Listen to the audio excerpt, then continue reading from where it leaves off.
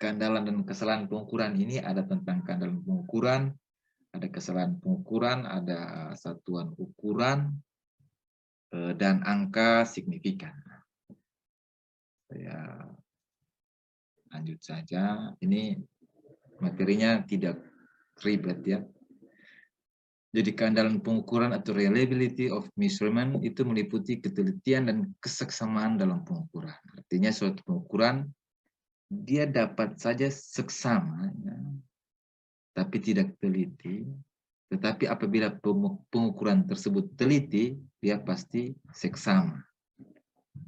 Ya, seksama ini artinya apa ya? Kalau bahasa ini kayak seperti dia pasti ya.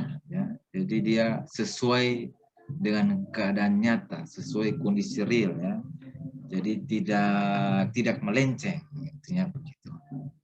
Seksama. Jadi coba kalian lihat itu ada 3 gambar ya. Kesaksamaan dan ketelitian. Nah, jadi yang gambar A itu dia hasilnya seksama tapi tidak teliti ya. Nah, kalau kalian lihat ini objek, ini ada garis objek. Garis objek di tengah ini yang menentukan dia teliti dan seksama ya. Nah, jadi untuk gambar A ini dia seksama ya, tapi tidak teliti. Nah, kalau B ini dia tidak seksama dan tidak teliti. Ya. Sedangkan C ini dia seksama dan teliti. Ya. Di sini kalian sudah bisa lihat perbedaannya. Ini misalkan titik-titik ini adalah titik-titik ukur. Jadi kalau yang ini acuan kita tadi zona, misalkan di sini ini adalah yang harusnya dia zona 51 south ya, selatan, tetapi karena dia north dia melenceng bagian sini. Jadi dia masih kurang teliti ya, hasilnya sama. Lalu kalau kalian lihat B ini hasilnya sama tidak teliti, ini maksudnya mungkin zonanya ini sudah lari. Lalu waktu ukur di lapangan juga lari. Nah, sedangkan yang C ini hasilnya seksama dan teliti. Jadi zonanya sudah pas ya, pengukuran juga sesuai ya. Jadi makanya dia ini apa? Jadi dia mohon maaf sedikit ya, saya terima telepon sedikit.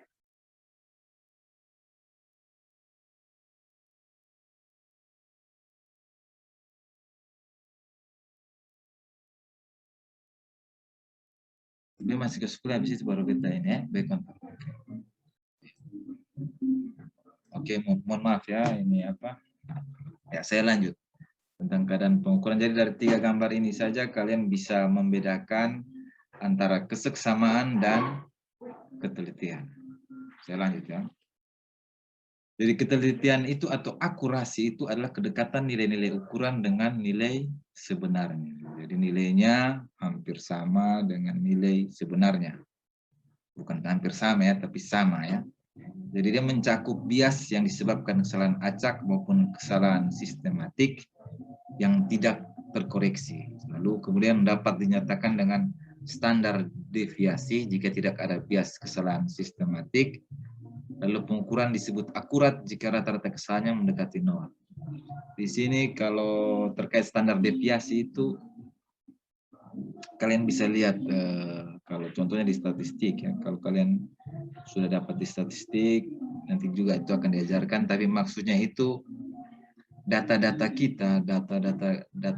kita itu penyebarannya sesuai atau dapat dikontrol ya. Maksudnya seperti itu. Lalu yang berikut ini adalah kesaksamaan atau presisi ya, adalah tingkat kedekatan nilai-nilai ukuran satu sama lain. Jadi pengukuran presisi tinggi ini jika yang pertama itu hasil pengukuran saling berdekatan ya, lalu mempunyai distribusi probabilitas yang sempit dan nilai standar deviasinya kecil. Jadi kalau pengukuran presisi tinggi hasil pengukurannya itu saling berdekatan, distribusi probabilitas yang sempit, artinya distribusi kemungkinannya, jadi dia prediksi atau prediksi kesalahannya itu sangat kecil. Lalu kemudian ada nilai standar deviasinya kecil, jadi penyebaran data antara nilai real dengan nilai pengukuran itu ya, perbedaannya sangat kecil, jadi hampir sama. Nah, jadi itu presisi, kalau nilai presisi tinggi. Jadi contohnya seperti tadi yang kita sudah kontrol waktu awal tadi dijelaskan, waktu kita mengakurasi, kita buat presisi antara gambar ukur di CAD, kita coba masukkan di topo volt ya, atau citra satelit image ya, dia pas ya, yang tadi di awal kalau kita lihat. Jadi posisi pengukuran sama dengan posisi real ya, posisi aslinya. Lalu untuk mencapai hasil pengukuran yang andal, maka seorang survei harus, yang pertama, dia harus memahami teori pengukuran, itu pasti ya, itu harus. Yang kemudian menguasai jenis-jenis alat ukur, pengaturan, dan pengoperasiannya. Ya, itu betul. Jadi, kalau kita menggunakan GPS, ya harus mengerti bagaimana cara menggunakan. TS juga demikian, teodolit juga demikian. Jadi kayak semester depan kan kalian akan praktek alat di kampus kita itu ada alat teodolit. Jadi supaya hasil pengukuran kalian bisa akurat atau bisa teliti dan presisi, ya kalian harus betul-betul mengerti, menguasai alat teodolit tersebut. Ya. Yang ketiga itu memahami cara perhitungan data ukuran. Ya. Memahami cara perhitungan data ukuran ini maksudnya yang pertama bagaimana cara pengambilan data di lapangan dulu. Jadi kalau contoh tadi seperti di awal untuk pengambilan data ukur dengan teodolit itu kita ada hitung tinggi alatnya berapa di lapangan kan, tinggi alatnya berapa, lalu kita bidik benang atas, benang bawah, benang tengahnya berapa, dicatat, lalu sudut horizontalnya berapa, sudut vertikalnya berapa, itu sudah diambil, ya, itu sudah diambil, kemudian itu sudah sesuai dengan cara pengambilan data teodolit, kemudian kita analisa, ya, kita analisa dengan berbagai tahapan ya, ada proses-proses seperti yang tadi di awal yang saya tunjukkan tentang bagaimana cara menganalisis data dengan teodolit tadi. Targetnya adalah mendapatkan X, Y, Z. Jadi yang ketiga ini ya kalian harus memahami cara perhitungan data ukuran. Nah, kalau menggunakan teodolit ya harus seperti itu. Kalau kalian misalkan kalau kalian menggunakan TS ya, kalau untuk total station sendiri, jadi kita hasil yang dari alat total station itu dia sudah dalam bentuk X, Y, Z. Jadi kita tidak perlu analisis. Tetapi kita perlu ada koreksi ya terhadap koordinat lokal yang kita masukkan di awal. Nah, itu hanya perbedaan-perbedaan menggunakan alat ukur ya. Jadi kalau teodolit kita harus analisis dulu, jadi ada proses tahapan yang kita hitung, baru kita dapatkan X, Y, Z ya. Kalau dengan menggunakan total station ya, dia di dalam alatnya sendiri itu sudah dianalisis langsung ya. Jadi waktu kita ambil atau transfer data itu sudah dalam bentuk X, Y, Z. Jadi kita tidak perlu analisis. Hanya kita harus mengontrol koordinat lokalnya, koordinat awalnya. Nah, itu beberapa kemudahan dengan alat yang berbeda dengan analisis yang berbeda pula. Lalu yang keempat itu bekerja dengan penuh tanggung jawab dan keteguhan, ya itu pasti. Itu saya tidak perlu menjelaskan itu ya. Saya rasa kalian semua pasti paham. Nah, Nah, ini contoh mau melihat dia presisi atau seksama tapi dia tidak dan teliti ya. Jadi contoh sebuah pegas ini dia mempunyai ukuran standar sama dengan 50 meter. Tetapi panjang sebenarnya itu adalah 50,01 meter. Jika pegas tersebut digunakan untuk mengukur panjang masing-masing 4 kali dengan hasil pengukurannya adalah yang pertama 205,095 dan 205,097 atau nilai rata-ratanya adalah 205,096 sehingga kesalahan sistematis pengukuran tersebut adalah itu tadi 0,01 meter kali 4 sama dengan 0,04 meter. Jadi kalian lihat angka 0,01 ini ya. Panjang sebenarnya 50,01 meter, tetapi waktu kita ukur ya, kita menggunakan ukuran standar 50 meter. Jadi ada selisih 0,01 meter. Jadi kesalahan sistematisnya itu karena dia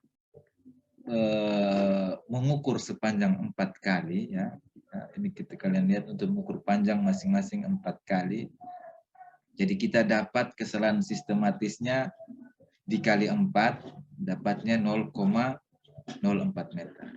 Jadi kita bisa lihat juga di sini kesaksamaan pengukurannya adalah 0,01 dibagi 205,096 ini tadi nilai rata-ratanya.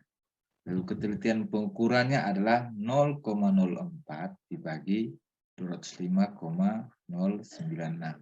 Jadi hasil pengukuran tersebut dia seksama ya, seksama tapi tidak teliti ya. Jadi dia seksama atau dia presisi tapi dia kurang teliti. Kurang telitinya dia apa? Nah, di sini tadi. Dia panjang sebenarnya 50,01 meter, tetapi waktu diukur ya kita menggunakan panjang standar 50 meter. Ini contohnya begini, kalau kalian meter panjang ya, milimeter panjang itu sendiri kalau kalian antara buatan Cina, buatan Indonesia, jadi itu tertulis sama dia dari 1 sampai 10 cm terus. Tetapi waktu kita bandingkan itu beda. Jadi kalian harus apa ya, maksudnya pintar-pintar kalian dalam melihat contoh kalau menggunakan alat yang digunakan tadi. Jadi selalu perhatikan ukuran atau jarak sebenarnya. Jadi kalau jarak sebenarnya contoh seperti 50,01 ya harus pakai 50,01 karena kita acuannya itu. Jangan karena dia standarnya harus 50 ya kita pakai 50-an, enggak bisa. Nanti dia seksama tapi nanti dia kurang teliti. Ya. Jadi contoh tadi yang sudah saya jelaskan tentang meter panjang itu dari berbagai merek saja. Kalau kita bandingkan panjangnya itu sudah berbeda-beda. Jadi alat yang kita gunakan itu kita harus apa? Saring juga ya. Minimal harus menggunakan alat-alat yang bisa inilah, yang bisa yang teliti ya, bisa membuat itu kan kita teliti. Ya. Saya lanjut. Ini ada berikut ini tentang kesalahan pengukuran. Ini kalian bisa lihat sumber-sumber kesalahan itu adalah personal error ya. Ada 3 keterbatasan pengukur dalam memahami prosedur pengukuran yang jelas, kecerobohan pengukur saat pengamatan, lalu kesalahan catatan, salah dengar atau salah catat. Ini contoh menggunakan teodolit ya. Lalu berikut yang kedua instrumental error ya. Atau alat instrumental, ini instrumen yang digunakan. Jadi ketidaksempurnaan konstruksi alat atau kesalahan kalibrasi alat. Jadi kesalahan kalibrasi ini erat kaitannya dengan umur pemakaian alat. Jadi biasa kan alat itu kalau semakin lama dipakai, semakin banyak dipakai itu ketelitiannya itu akan berkurang. Ya. Karena ketelitian itu berkurang, makanya dia harus dikalibrasi kembali atau di-refresh kembali atau disegarkan kembali ya, supaya hasil pengambilan datanya bisa lebih akurat, teliti tadi. Yang ketiga ini natural error ya, jadi itu ada perubahan suhu, pembiasan cahaya, angin, kelembapan udara, gaya berat, deklinasi magnetik. Contoh kalau perubahan suhu ya kalian bisa lihat kadang-kadang ada alat yang kalau terlalu panas dia bisa buat datanya error, data koordinat. Ini kaitannya nanti di hasil bacaan koordinat horizontal dan vertikalnya ya, untuk semua alat. Pembiasan cahaya juga demikian. Makanya kalian jarang lihat ada pengukuran-pengukuran yang dilakukan pada malam hari itu kan jarang terjadi. Biasanya sampai sore saja. Karena sangat berpengaruh kalau malam. Itu pengaruhnya di mana? Itu tadi di bacaan koordinat horizontal dan koordinat vertikalnya. Angin juga demikian, kelembapan udara juga sama, gaya berat, deklinasi magnetik. Nah, kalau deklinasi magnetik ini kayak apa ya? Bacaan koordinat awal itu, misalkan kalau itu saja lari, otomatis data berikutnya pasti lari. Jadi kan kadang-kadang kita sebelum memulai alat, kita harus input dulu posisi kita ini di mana, koordinat awal kita di mana, acuan awal. Di situ apabila ada error sedikit ya, pasti akan pengaruh di deklinasi magnetik ini. Dia bacaan terhadap koordinat itu bisa melenceng ya, itu contoh. Jadi ini tiga sumber-sumber kesalahan ya. Itu sumber-sumber kesalahan. Yang berikut ini jenis-jenis kesalahan. Ini ada yang pertama ini ada blunder ya, atau gross error. Ini yang pertama, nilai pengukuran menjadi sangat besar atau kecil atau berbeda dibandingkan nilai ukuran yang seharusnya. Lalu sumber kesalahan dari personal, hasil pengukuran menjadi tidak homogen ya. Lalu penanganannya harus detection dihilangkan dari hasil pengukuran. Itu contohnya begini. Misalkan kalian ada ukur-ukur. Kalau setelah ukur, kalian coba analisis. Tadi yang kalian ukur itu di daerah rata ya. Misalkan di daerahnya rata saja. Tiba-tiba waktu analisa loh, kok ini ada muncul bukit. Nah, dari situ kan kita sudah bisa terdeteksi bahwa oh ini bacaannya salah. Elevasinya salah. Posisinya mungkin betul, tetapi elevasinya salah. Itu contoh-contoh gross error ya, atau blunder. Jadi antisipasinya bagaimana? Jadi cek secara hati-hati objek yang akan diukur, lalu melakukan pembacaan hasil ukuran secara berulang, verifikasi hasil yang dibaca dan dicatat, mengulang seluruh pengukuran secara mandiri, dan penggunaan rumus untuk mengecek hasil ukuran. Itu ya langkah-langkah yang langkah-langkah antisipasi ya. Supaya data kita itu harus presisi dan teliti. Yang berikut jenis kesalahan yang systematic error. Ini kalian bisa lihat ada terjadi berdasarkan sistem tertentu yang dapat dinyatakan dalam hubungan fungsional matematik tertentu dan seterusnya. Lalu sumber kesalahan dari alat ya karena tidak kalibrasi tadi, makanya lah datanya bisa melenceng semua. Yang berikut hasil pengukurannya menyimpang dari hasil pengukuran yang seharusnya. Lalu kemudian penanganannya harus detection untuk kemudian dikoreksi dari nilai pengukuran. Langkah-langkah antisipasinya seperti apa? Jadi harus kalibrasi alat sebelum pengukuran. Yang kedua menggunakan metode pengukuran tertentu. Ya, jadi kalau untuk metode pengukuran ya, jadi waktu kalian ukur kawasan dan ukur sungai ya, pasti metodenya tidak sama. Satunya, kalau kawasan kan cenderung ke luas ya, berarti dia harus Kalau kalian ingat kemarin ada poligon ya, poligon tertutup dan poligon terbuka. Jadi kalau kalian ukur luasan atau kawasan itu kan dia poligon tertutup ya, metodenya poligon tertutup. Sedangkan kalau ukur jalan, ukur sungai, irigasi, saluran irigasi, dia menggunakan poligon terbuka ya. Jadi itu penggunaan metode pengukuran sesuai dengan target ukur, maksudnya jalan atau sungai atau lahan yang mau kita ukur ya. Jadi metodenya beda-beda. Lalu berikut jenis kesalahan random, accidental error. Kalian bisa lihat sendiri ada kesalahan yang masih terdapat pada pengukuran.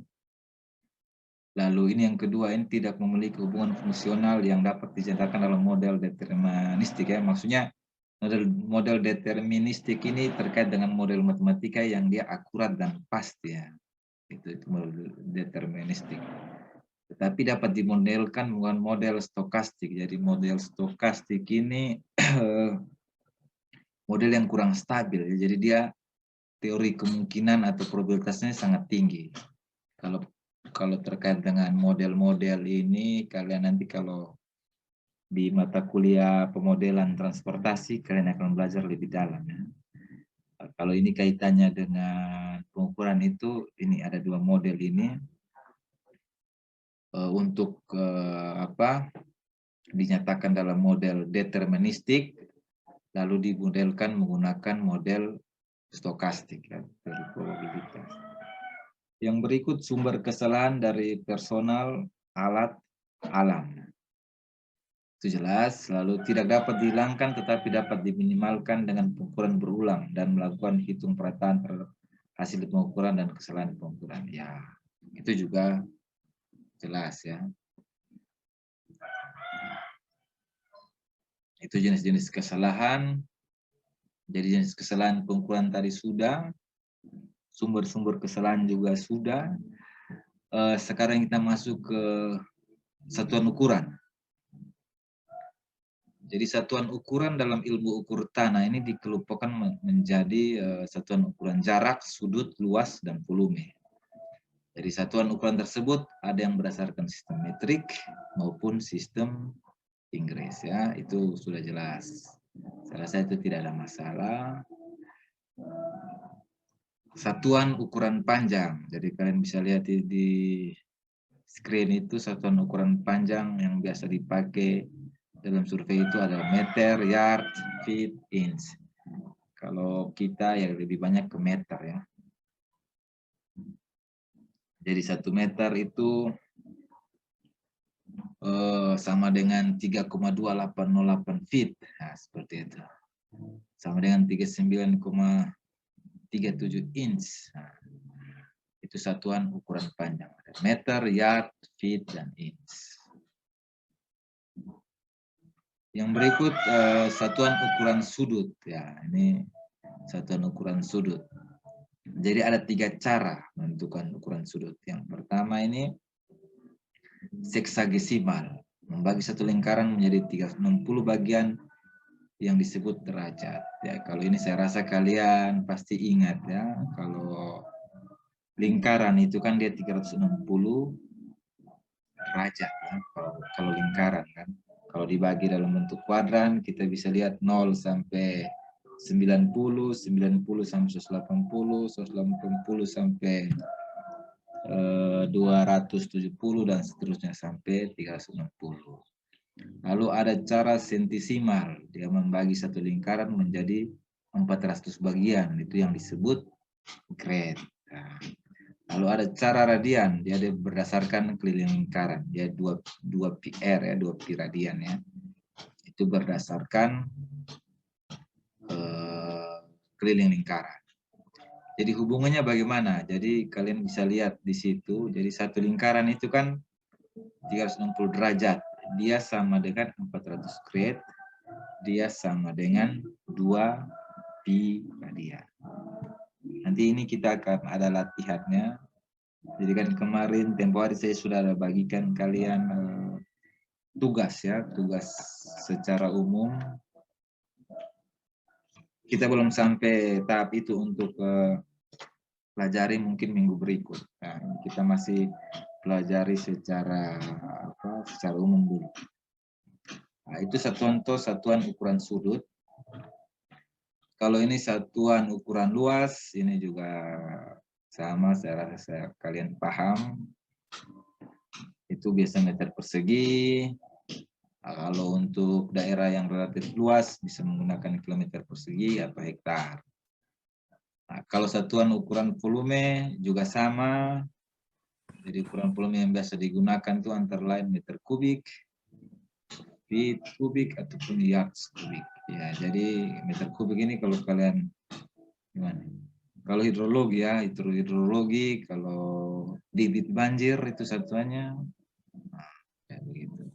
Ya biasa dipakai, kita lebih cenderung ke meter kubik ya, kayak gitu. Untuk satuan ukuran volume. Sudah jam berapa? Jam 10. Yang berikut angka signifikan. Nah, ini angka signifikan ini secara umum banyaknya angka signifikan dalam nilai pengamatan terdiri dari digit positif ditambah satu digit yang diperkirakan atau dibulatkan. Ini ada contoh. Kalian lihat di situ jarak terukurnya 75,2 feet. Jadi artinya dia mempunyai 3 angka signifikan. Nah, akan menjadi salah jika dicatat sebagai 75,200. Karena berarti dia mempunyai 5 angka signifikan. Nah, jadi ini kalian bisa lihat angka signifikan. Ya, terkait angka signifikan itu dia pengamatannya terdiri dari digit positif ditambah satu digit yang diperkirakan atau dibulatkan. Jadi kalau sebenarnya jarak terukurnya 75,2 tapi kalian catat 75,200 berarti pasti berbeda. Karena sebenarnya 75,2 itu dia hanya 3 angka signifikan, tetapi karena inputannya 75,200 berarti dia mempunyai 5 angka signifikan. Ini kalian bisa lihat contoh angka-angka ini. Di 75,200 mempunyai 5 angka signifikan. Ya. 25,35 mempunyai 4 angka signifikan. 0,00 sekian jadi mempunyai 4 angka signifikan. Jadi ini ada 4. 2535. 12.034 mempunyai 5 angka signifikan. Ya. 120,00 mempunyai 5 angka signifikan. Dan 12.000 pun demikian. Nah, jadi dari sini ini kalian bisa lihat contoh bagaimana menentukan angka signifikan dari suatu data ya. Saya lanjut. Ini jika angka-angka pengukuran dijumlah, maka angka desimal yang paling sedikit umumnya adalah faktor pengontrol. Kalian lihat, ini ada 4,52, 2 tambah 23,4 tambah 468,321. Jadi sama dengan 496,241. Dibulatkan menjadi 496,2. Jadi kalian lihat di sini, angka desimal paling sedikit kan dia 23,4. Jadi pembulatannya menuju ke satu angka di belakang koma. Nah, kalian bisa lihat. Ketika melakukan pengurangan itu sebaiknya keduanya mempunyai angka desimal yang sama. Jadi ini 123,4 kurang 2,345 dia dihitung menjadi ini 123,4 dikurang 2,3. Jadi 345 ini kalian bulatkan dulu ya menjadi 2,3 berarti sama dengan 121,1. Ya, itu tidak masalah. Pada perkalian juga ini kalian lihat, maka banyaknya angka signifikan hasilnya sama dengan banyaknya angka signifikan yang paling sedikit. Kalau di sini contohnya ini demikian, jadi dapatnya 0,18 dibulatkan menjadi 2 angka signifikan. Ini di sini ada penjelasan lagi bahwa angka 3,4 yang mempunyai 2 angka signifikan dia sebagai pengontrol. Jadi kalian lihat di sini yang paling kecilnya kan 3,4 ya, 3,4. Jadi dia hanya sebagai pengontrol. Nah, jadi sehingga dia dibuatkan menjadi dua angka signifikan. Kalau di sini angka yang dua angka di belakang koma ini kalian lihat ada dua angka ya. Jadi ini 2,34, lalu di sini ada 6,78. Itu ada dua angka yang dia dua angka di belakang koma. Sedangkan yang ini 4 angka di belakang koma ini cuma satu angka. Lalu 3 angka di belakang koma ini juga cuma satu angka. Berarti kita ambil yang paling banyak ya. Jadi sini dua angka di belakang koma itu ada dua angka, yaitu 2,34 dan 6,78. Makanya pembulatannya harus dua angka di belakang koma. Jadi dapatnya 0,18. Sedangkan yang 3,4 tadi dia hanya sebagai pengontrol ya. Ya, itu contoh untuk perkalian. Jadi secara umum aturan pembulatan angka itu sebagai berikut. Jadi jika angka yang dibulatkan lebih kecil dari 5, maka angka tersebut dibulatkan ke bawah ya. Kalau lebih besar dari 5, maka dia ke atas. Jika yang dibulatkan itu sama dengan 5, maka angka tersebut dibulatkan ke atas. Jika angka sebelumnya ganjil dan dibulatkan ke bawah. Jika angka sebelumnya genap ya. Kalau ini saya rasa kalian sudah pelajari di matematika ya. Ini tidak ada masalah. Ya, yang terakhir ini kalian bisa lihat contoh ini. 3456 ya, angka 3456 jika dibulatkan menjadi dua angka signifikan, berarti hasilnya adalah 3500. Nah, 0,123 jika dibulatkan menjadi dua angka signifikan ya, hasilnya adalah 0,12. 4567 jika dibulatkan menjadi tiga angka signifikan, berarti dia 4570, 4570. 234,565 jika dibulatkan menjadi 4 angka signifikan, berarti dia 234,6. Kalian bisa lihat ini 565 di atas 5, berarti dibulatkan ke atas ya, berarti dia 23,4,6. Lalu 78,375 jika dibulatkan menjadi 4 angka signifikan, ini kalian lihat 78,38. Nah, jadi angka 5 ini dia dibulat karena di atas atau sama dengan 5 dibulatkan ke atas. Jadi ini jadi 8 kan. Jadi dapatlah 78,38. Yang berikut 78,385 jika dibulatkan menjadi 4 angka signifikan itu sama 78,38. Nah, ini tanpa pembulatan. Menjadi 4 angka signifikan ya. Ini apa? Oh, sudah habis. Ya, mungkin itu materi yang tentang keandalan dan kesalahan pengukuran. Jadi ada 4 hal yang kalian pelajari untuk hari ini. Jadi apa ada pertanyaan dari kalian untuk materi hari ini?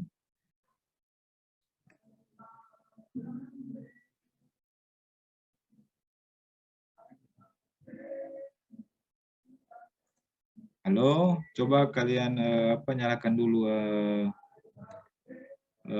speakernya.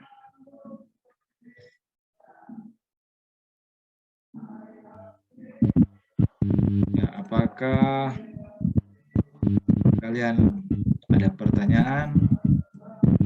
Jika tidak ada juga tidak apa-apa, kalian bisa resapi dulu, renungi dulu materi hari ini, mulai dari awal kita kuliah sampai hari ini. Minggu depan kalau ingin bertanya bisa bertanya.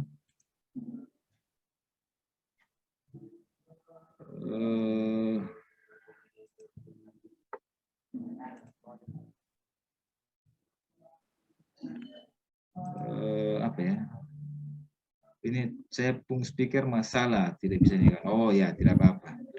Ya kalau begitu tidak apa-apa ya. Ini ada juga yang sudah bisa nyala.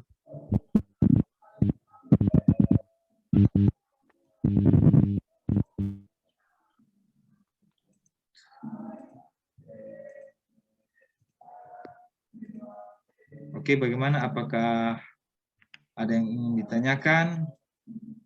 Yang speakernya bermasalah, tidak apa-apa. Jika tidak ada pertanyaan, ya, kalian bisa resapi dulu materi ini, ya. Apa-apa saja yang tadi kita sudah diskusikan, kalian pelajari. Hari ini juga tidak ada tugas. Tugas yang kemarin, jika ada yang belum kumpul juga tidak apa-apa, kalian bisa kumpulkan hari Senin, tidak ada masalah. Untuk minggu ini tidak ada tugas. Dan kalau memang tidak ada bertanya lagi, kebetulan ini sudah 10.30 ya. 10.30 perkuliahan kita sampai di sini dulu ya. Halo? Ya, ya oke. Sudah. Jadi kalian coba belajar kembali yang tadi sudah dipelajari. Minggu depan kita ada materi baru lagi. Jika ada yang ingin bertanya tentang materi hari ini atau minggu kemarin, nanti bisa ditanyakan lagi pada minggu depan ya. Oke, jadi terima kasih kalian sudah hadir di mata kuliah ukur tanah ini. Jangan lupa isi absen tadi. Lalu semoga kalian semua sehat walafiat, jaga kondisi. Yang mau kerja bakti sebentar sore, jangan lupa kerja bakti, kasih bersih. Kalau bisa ada yang ada bunga di rumah, ya bawa kau tanam di kampus ya. Mungkin itu saja yang bisa saya diskusikan dengan kalian hari ini. Jadi saya perkenankan kalian untuk untuk meninggalkan